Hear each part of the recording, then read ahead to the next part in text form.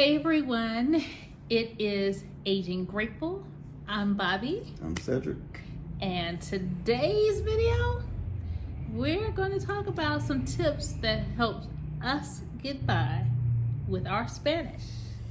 Living here in Mexico. It's going to be a good one. It's going to be an interesting one. It's going to be just the fact of making this video like get anxiety. Oh my gosh. Well, let's talk about it, shall we?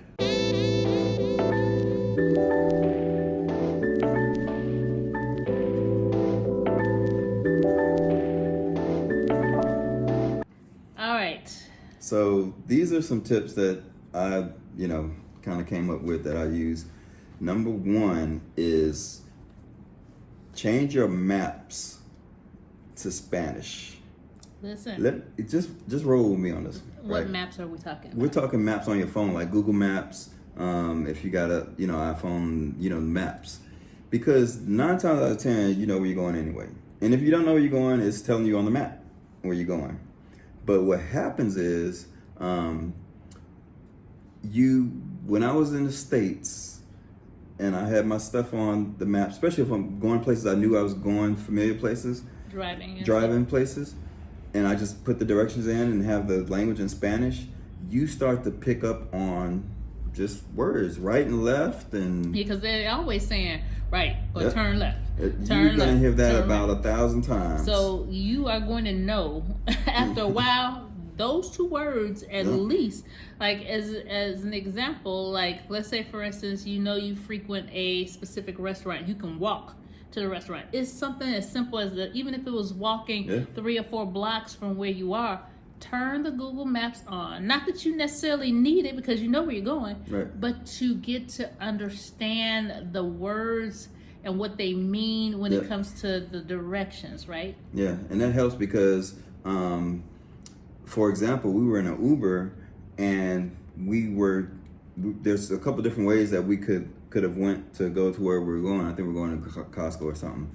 And one way has a whole bunch of big grande tapas, big speed bumps. Oh my God, yes. So I typically would tell the driver to go right if they don't know. Some drivers know, some of them don't. But I couldn't think of the word fast enough to tell him to turn right, because by the time I look it up and stuff, he's already gone. Or translate, he's already gone. Yes. So I was like, so now I start looking, now I know right is derecha. Mm-hmm. So la derecha and la izquierda is left. And la what? Izquierda. Izquierda, something like that. Izquierda. I think I'm scared, so izquierda. Anyways, we'll talk about word association in a minute. But it helps because now I can tell an Uber driver if we're going somewhere to go right, or hey, can you make a right here or whatever. I can kind of, la derecha. Yeah, emphasize on these directions or something like that. But it's because the map is over and over in Dos Point, Cuatro Media. That's 2.4 miles. So you see you keep hearing the stuff over and over again to the point where now it's repetition, it's automatic of what those specific words are meaning and what they're associated with. And they do come in handy. They do come in handy. All right. The next tip is be intentional Spanish. Now I've heard this before where somebody says instead of trying to learn the whole gamut of Spanish, do some intentional things that you do in Spanish, like on an everyday basis. So for me, my thing is restaurants. So I'm going to restaurants and these taco stands and all that stuff. So my Spanish is geared towards ordering food and things like that. So I'm learning how to order food, different things, about food and restaurants, like and how to say this and ice and, different things dealing with that. And I focus on just perfecting that. Right. So now I can go to, for example, I went to a taco stand today and I saw the special and I told him, hey. Tres especial? No, I said, quiero especial. Okay. And he said, you want basically tres or cuatro? Tres tacos de birria. Tres de birria. And I said, con todo, which is with everything. Yes. Perrier to go. Yeah. But this is him because he is going to the restaurants knowing that Right. these are the words, right? So you're constantly using these words. Yeah. Another example is I love cooking. I love ingredients. I love spices. And for me, going to the local market here and interacting with the local butcher or the local seafood market or the fruits and vegetables or I call it the spice lady. The The spice lady. The Spice Girls. The other Spice Girl. I am more geared towards understanding or speaking or learning those words as I'm looking for recipes and creating dishes and things like that. I'm learning those words in Spanish because those are things that I'm doing on a daily basis, right? And it interests me because of my love of cooking that I'm able to engage with people in regards to those words. So I'm more apt to learn those words more. Right. And as you interact with those people every day, they start to... Yes, they engage with me like very specific. They're like, okay, now when I walk in, they are like, okay, you know what this ground turkey is, or this ground chicken, or this ground, or this sliced pork. You know what this is. So, say it. That now they're challenging me. Say it in Spanish, or if I'm not saying it correctly, they will help me to say it appropriately. So, and that goes to being local and staying local in your neighborhood too, and getting out there and talking to the local people. What's your next tip? The next tip is put some respect on it. That's what we're gonna call it. Put some respect on it. So there's a few words. Actually, we have some local friends here. From my brother-in-law Robert. He's Intentional Metamorphosis. If you haven't checked out their channel, check it out. Check out their channel. But he started a chess club out here, and it's all locals. And him and I are the only two Americans in there, English-speaking Americans, rather. So I was talking to one of the guys, and he was telling me not to focus on present and future tense. Oh, yeah. Or not present, but for future and past tense. Right.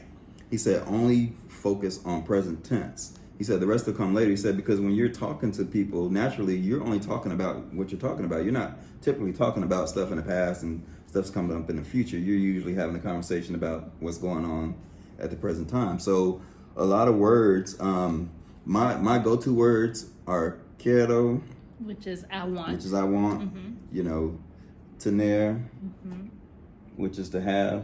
May I have? Can I have? Puedo tener. Can I have? Puedo tener. Puedo is like I Can have, right? Yeah. Right.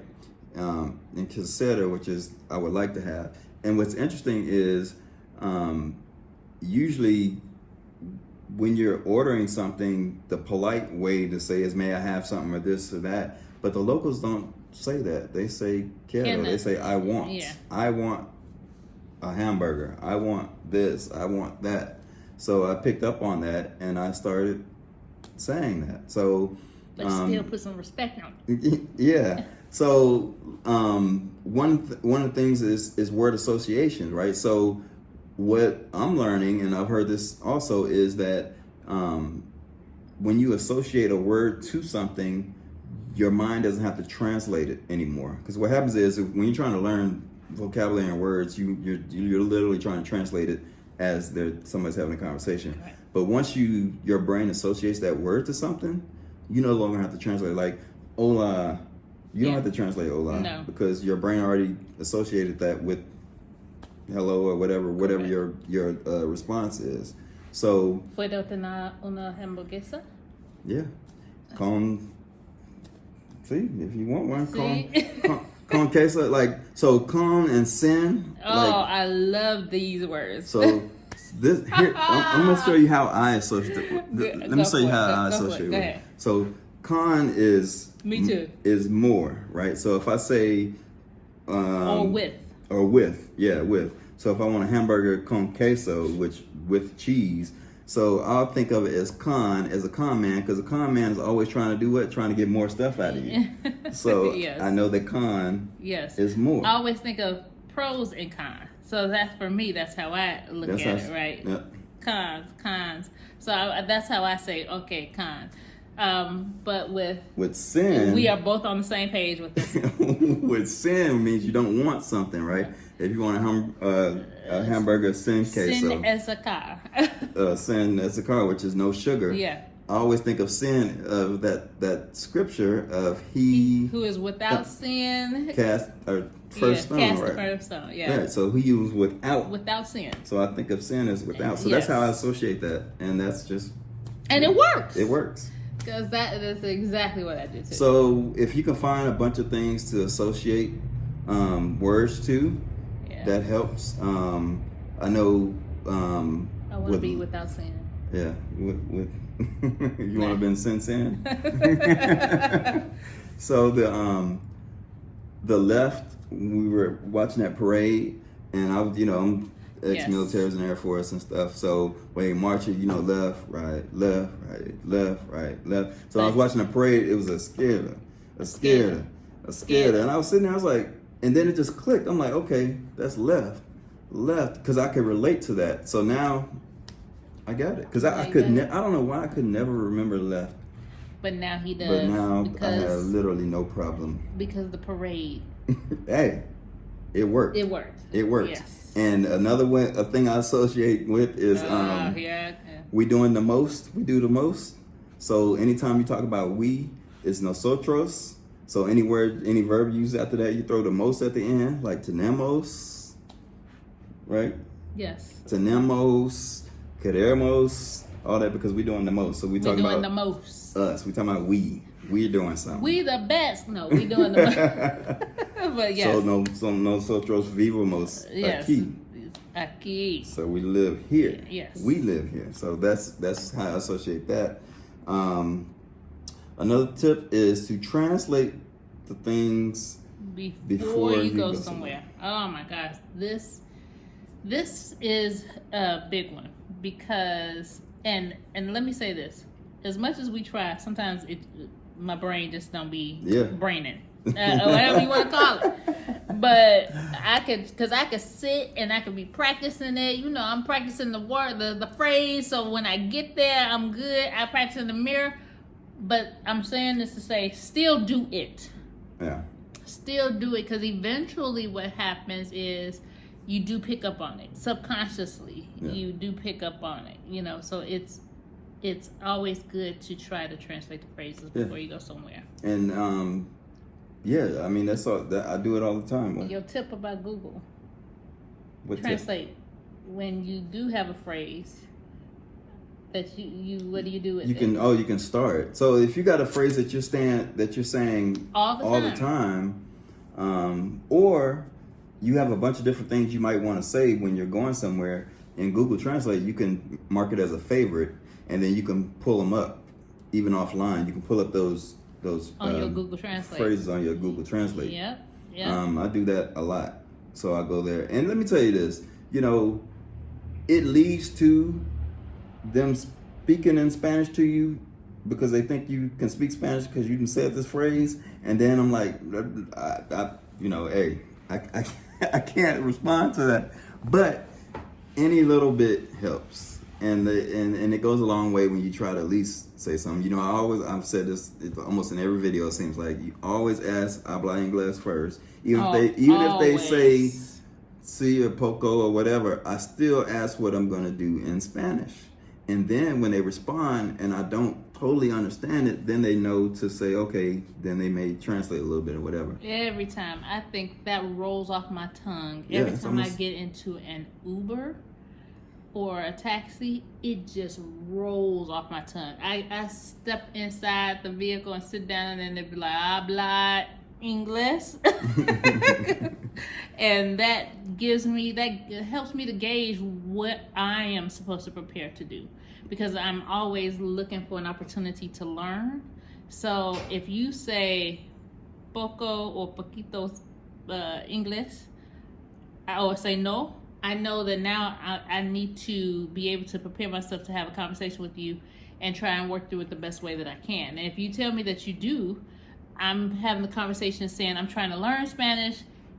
And let's help. 9 times out of 10, help if me. you say that, they'll say, "Oh, well, let's practice. What do you Yes. want to know?" And Oh they'll yeah, that one guy, he was like, "I ain't letting you go in his cab." He was like, "Nope, you already told me. Now we gonna speak the Spanish." Yeah, and it's cool too, because a lot of them, because that same guy I think you're talking about, when I would say, "Yeah, I need a friend to practice," Yes. you know, every day, because I told him, I said, you know, I practice the card Los Dias or Total Dias. Yes, totally. Every Dias. day. Every day, and he said, "No, it's Total Los Dias." And I said, "Oh, okay." And then I said, well, "I need a friend." Yeah, Migo Mexicana." And he's like, "I can be your friend or whatever." And so it's kind of cool, Absolutely. to do that. Another thing, let's talk about Duolingo. Oh, Let's talk about Duolingo and does it work and all that. Let me say this. This is my analogy of Duolingo. Here he goes. Duolingo, I call it the Karate Kid of learning Spanish. And the reason why I say that, because most of us have seen Karate Kid, I'm sure. And I'm talking about the old school. I don't know the one with the Smith kid or whatever. I never Will seen Smith? that one. Yeah. I mean, the Jaden or whatever. Mm-hmm. I'm talking about the old school Karate Kid. The original. Mr. Miyagi. When he was having to come over there and he was painting the car and waxing the floor and stuff, and then he got mad. I was like, "All I'm doing is painting and doing. I'm teaching you karate." He said, "No, you're not. I'm just tired of washing your cars." And then he told him, "Wax the floor and wax on, wax off." And he started doing that. That's the way it is with Duolingo. It feels like you're not learning anything, but it's putting all this vocabulary in your brain subconsciously, and believe me, when you get somewhere, it clicks. Now, I'm not saying it clicks so you can have a conversation, but it clicks for you to know what somebody's talking about. You pick up on words, especially when somebody's talking to you really fast, and then you hear one word, you're like, "Oh, yeah, I know that. I know. Oh, I heard that word before, or whatever." So it drops suggestively these words so that you can be alert and aware that these are actual words that are being said. It may not make sense that day. Right. And I've even had, like, I've done a lesson and I'm like 280 days or something Duolingo. So I'm almost at a year point with it. But I've literally had some of the lessons or whatever, and went down to do something and heard some words literally that I had just heard in that lesson. Now, I didn't understand everything else they were saying, but those words kind of stuck in my head. And it reminds me, like, I got a cousin that speaks fluent Spanish, and I told him, I said, "Well, one thing I like about Mexico," I said, it's peaceful, it's quiet, it's this and that." He said, "Well, the reason why it's like that is because you don't understand the language." And I was like, "What you talking about, Willis? What does that even make any sense?" And he said, "No, think about it. When you're in a place that speaks your language, just say you're in the airport or whatever in the U.S., and everybody's talking, you're kind of listening to all these conversations, right? You might overhear something and talking, and then you're kind of tuning into that, and you're tuning to this, and somebody's talking to this, or things going on." He said, "But if you don't know the language, it's kind of like white noise to you, right? So it feels like, it's peaceful." But now what's happening is, when I'm walking around, I'm picking up on all these words, so it's not this. I noticed it right off the bat. It's not the same anymore. Now, we were walking somewhere the other day, and somebody was ordering something. I said, "Oh, she said this, or she said that, or now I know this, now I know that." Before you were oblivious to it. Yeah, I was oblivious to it. So now it's starting to be more noise to me. Yes, as I'm walking around, it's more noise, and it's cool. Now I'm actually listening to trying to see what I can pick up on. So you being nosy. So I'm being nosy? That's what they call it. Okay. Just in case you didn't know. One tip is to immerse yourself and get out of your expat bubble. Oh my gosh. Because I'm telling you right now, if you stay in your expat bubble, doing your expat things, the expats be expatting? Yeah, you're not going to pick it up. You're just not. Because everybody's speaking English. You're literally just... We met a young lady who said she had been here like 12 years. 12 years. And she Hola. That's. Am I lying? No, you're not lying. Hola is the extent of her conversation, and I'm like, wait a minute, wait, what? Like, really? And she was like, yeah. And I'm like, that is just sad, because it's almost as if, no disrespect to those who cannot hear, right? No disrespect to that, but it's almost like you're walking around and not being able to, you're not engaging, you're not being able to interact, you're missing opportunities and spaces that absolutely you can, enjoy. And it's like, well, where do you go? Because Right. I'm like, everywhere that you go is But that goes to show you that in a place, especially in a place like Puerto Vallarta, where it's highly touristy, that you can get away with literally, I mean, yeah, for the most part. yeah, but that's you've come to a new place to experience new things, not the same thing. Yeah. And to negate that opportunity. Yeah, I'm determined to learn, because I just have to know. I just need to know what people saying. Nosy. Did I say nosy? No, I'm just saying. Did I say I'm nosy? just, what I mean by that is it's nothing like having a conversation. It's so Yeah. refreshing, even having the little conversation that you have with a local. Just to get excited over having a conversation. Like, I'm like, yay, like a little kid when I feel like I've understood and am being understood. Right. Yeah. And that is just really, really awesome. That's really awesome, in a place that you're not familiar with, but you're excited to become familiar with it. Yeah. I love it. And the last tip I would say is to find somebody local to practice with. Now, the caveat to that is they have to want to learn to speak English, right? If you find somebody that speaks English, they're not going to want to sit and have a conversation with you all day to learn, so you can learn Spanish. I mean, so what I find is if they're wanting to learn English and they want to practice English just as much as you want to practice Spanish, oh, you can have great conversations, and they will all day. They'll sit there and just because they are interested in doing the same. Right. They're interested in learning as well. So yeah, so don't get a person that's native that can speak English fluently, thinking that's going to be better for you because they can understand English. They're not going to, and they might get tired. Yeah, they may for a little while, but chances are they're going to get bored with that. They're going to get, learn. Yeah, that's pretty much it. So yeah, that's it.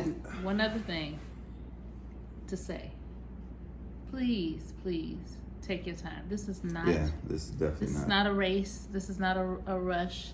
If it takes you, 2 years, 4 years, 20 years to be able to have conversation of whatever language you're learning, give yourself some grace, right? Yeah. You are learning something new, and in that you should celebrate the fact that you're able to want to be able to do that. Yeah, and everybody learns different. Like I heard Steve from Love and Living Abroad just the other day say, and it clicked with me when he said he's not, like, for me, sitting in a classroom learning, those days are gone, right? I have to naturally learn, and there's a lot of great YouTube videos on Spanish. Oh my God, yes. A lot of great ones.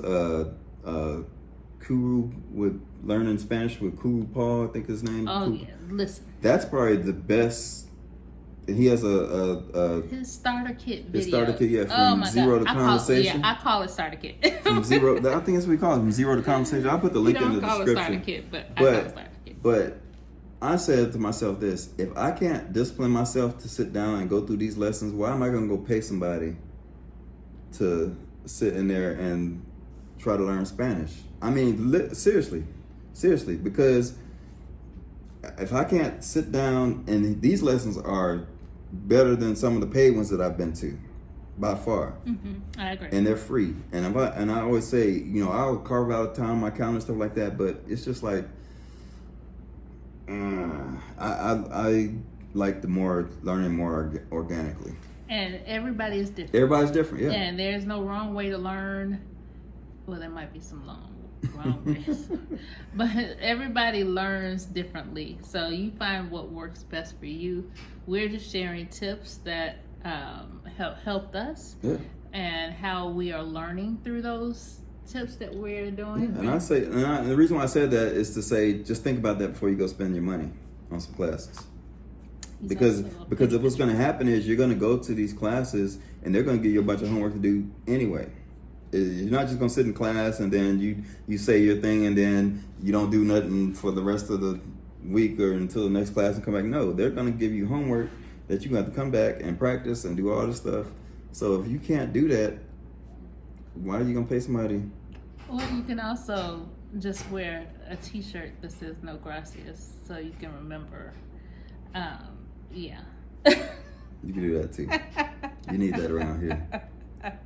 Oh, absolutely. You need that around here. So, anyways, that being said, I guess the bottom line is those are some tips. How our Spanish is coming along, it's coming along. It's way better. The first time I came to Mexico, I think I knew hola, gracias, Cinco de Mayo. tacos. Is that even tacos? Tacos, margarita, and tequila. Mañana. And mañana. And hola, vámonos from Dora the Explorer.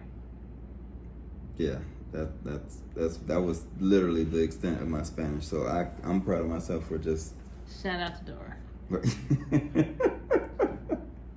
So anyways, but yeah, that's it. We just want to have this conversation and let you know how our Spanish is going and some things that helped us and things that may help you. And if you got any more suggestions, let us know in the comments. Also, like, comment, subscribe, and ring that notification bell so that you'll know when our next videos come out.